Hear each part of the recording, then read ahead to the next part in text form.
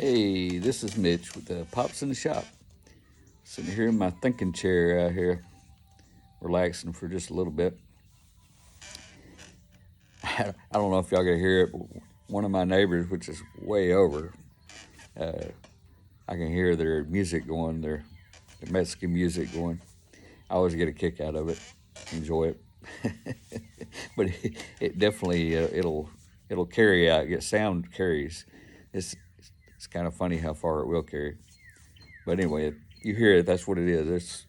It's quite a bit away from me. But uh, yeah, I was just kind of sitting here thinking a little bit today. My youngest daughter, graduated from high school last night, and I don't know. It's just got my mind really going today. Just got all these things to do, and we uh, we kind of had her kind of late in life, and so we're now getting close to retirement age. We got all these projects I haven't finished, and that I might not have had time or money for. Still not going to have much money for it, especially with one going into college. But yeah, it's definitely been a interesting 18 years. Kind of starting all over again. We we already had two daughters that had graduated from school, and had an empty house. We've already had an empty nest, as they go. So already kind of been through that, but empty nest caused a daughter. So here we are. But yeah, it's been a good change. It's been good for us. It's kept us alive, kept us busy, right? And like I said, I just kind of, I guess, in a lot of ways, I kind of, I've been used to her being around, for certain things, and it's going to be a little different, It's and it kind of, I don't think I'm necessarily sad about it, but it's just, I'll tell you the truth. I thought I was going to cry watching her go across the stage. You know what I'm saying? It's the baby, and so I know I'm a little close. I baby her, so being the dad, she knows, she knows when she says "daddy," it's over with. But she's been a good kid. She's done real well. So I'm hoping she'll do well in school. She wants to be an RN, so hope she does that. Yeah, I just you just think back, because I don't know about you guys, but I'm sitting here at 57 years old, Gen X, as they say, and I don't know. I don't, it's like someone my age at one point, I'm like, damn, they're old, It's like, now I just feel like I don't think I'm too old for some things, but there's some things that I'm not going to be able to do. So, I'm in the trades, and as I get along, my knees, my back, all that. I don't know how much longer I can do this, but I have to figure something else out to add on to the finances, I guess. But like I say, that's it's definitely heavy on my mind about what you've been through. I just got a reminder yesterday that, like, next year will be my 40th class reunion. So that just seems crazy. Number one, I didn't think I would make it this far in age. Just you're a young man, you kind of roll with it, and it's kind of beat on my body a little bit. So that does not help matters any.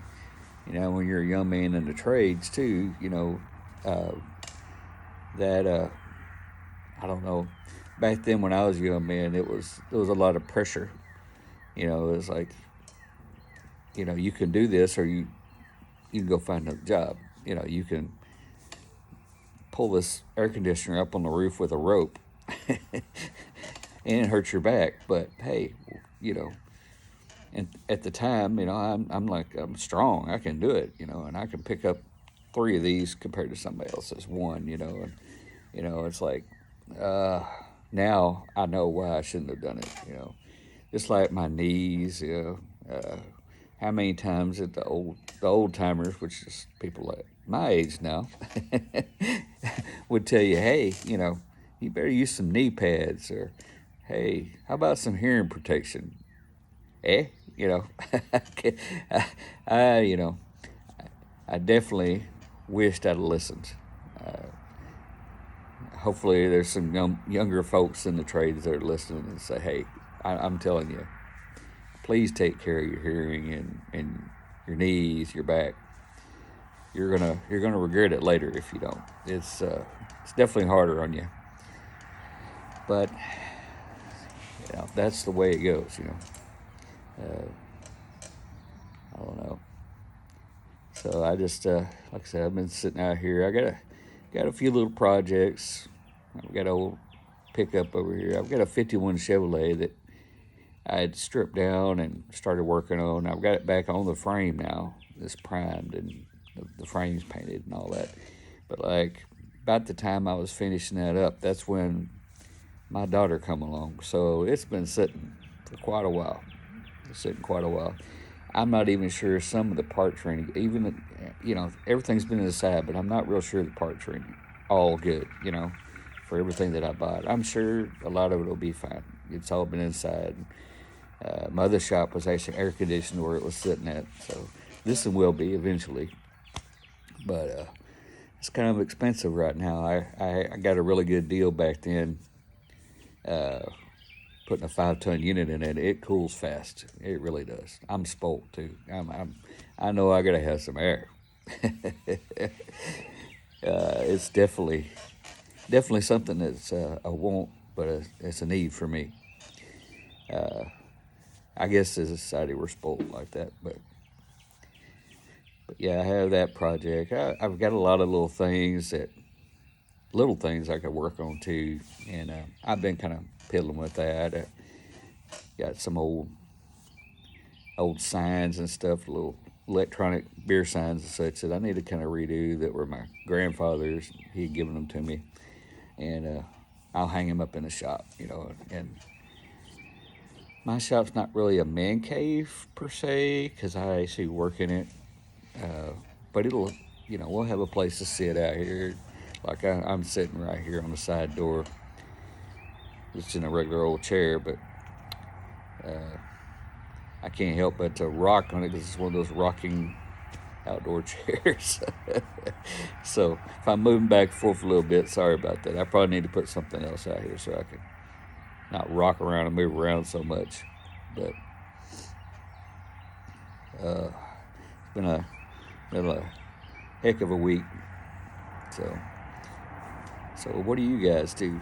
What do you guys do in your shop? Do you do metal work or woodwork, or I know there's a lot of things out there that I'd like to do. I can do some metal work and woodwork. I'm not a professional at none of it, but in my trade, and which is the air conditioning trade, we kind of do a little bit of everything. I mean, because you got some kind of problem you're gonna have to take care of, or sometimes it's building a closet for put an air conditioner in, or whatever it might be. But or on commercial stuff, I've done a lot of hangers and stuff like that. Anyway, yeah, I know our interests are probably all different, but we're all different, right? But even at my age, I'm willing to learn. I enjoy getting out here. I guess I kind of call it tinkering, but I kind of tinker around out here, and I do a little bit of everything. And I always have. My grandfather the same way. He would build things or fix things all the time. And back then, a lot of things could be repaired. Like general household appliances, or like the even like a blender or something like that, heater or whatever it might be. Like a toaster, you could go get parts for a toaster down at the local hardware store, So They just didn't like that anymore. They're kind of made to stop, self-destruct. They're going to self-destruct after so long. Uh, Appliances, it just we got appliances at home that weren't even 3 years old, and they're going out. I'm on my second set of appliances right now in the kitchen. It's They just don't last long. If that board, if the board goes out, you're pretty much screwed over. You're not going to be able to fix that, or I'm not going to be able to. Maybe someone else could that was more into electronics, but most of the time it's going to pretty much screw everything up. Seems like. But I guess that's part of it. It's a different world nowadays, and things are cheaper made, and like I said, they don't want it to last that long. I can understand. I mean, you don't want something to last 25 years when you're making toasters or whatever it might be. But I don't know. Like I said, I remember him. My grandfather was one of those guys. He had quite a bit of money from working, but he had started off with nothing. So I don't know if you saw that hummingbird fly around my head. He started off with nothing. So he held on to things, and he would fix whatever it was. And sometimes I was like, God, why, But I've seen him dig things out of a trash can, like a big dumpster. And I'll never forget, he wanted to get this VHS recorder out of the dumpster, VHS player, and I got it for him. But he always wanted to work on them, try to work on them. But then again, he opened it. Sometimes he fixed it. Sometimes he fixed it with something. I've got all kinds of little boxes of things in my shop here that were his, and it's like little parts of this or that, or he might have went somewhere and like we have a big flea market we used to go to as I was a kid, and they had like all kinds of little things, but he would always buy like a little bag or box of stuff, because he could fix things with it, the little parts or whatever it was. So I don't know. I just think about stuff like axe handles, axes, and sledgehammers, stuff like that. We used to go there and we would get our sledgehammers or handles, for everything that we had broke, But back then, somebody locally actually made them. I mean, they were made out of hickory. They were heavy duty. But now, that was reasonable, But now those sledgehammer handles and stuff are made somewhere else, and usually foreign. And I don't know, they're also really high. I mean, I was looking at I got this hoe that was my granddad's, and I guess I'm probably a little too sentimental, so I'm keeping it. So I got to find this hoe handle, but I just can't bring myself to paying that much for that handle, whenever you can buy a whole new one for that, But I probably will if I find. Hopefully, I'll find someone that's got some of these handles, that used to sell them. But anyway, I definitely, that's a big change nowadays. You see, hardware stores had all kinds of stuff like that, reasonable sometimes, but anyway, I'm just rambling today. It's just it's one of those days. What do you do? Like I said. Well, this is Mitch with Pops in the Shop, and I guess I'm going to close this out today. See you next time.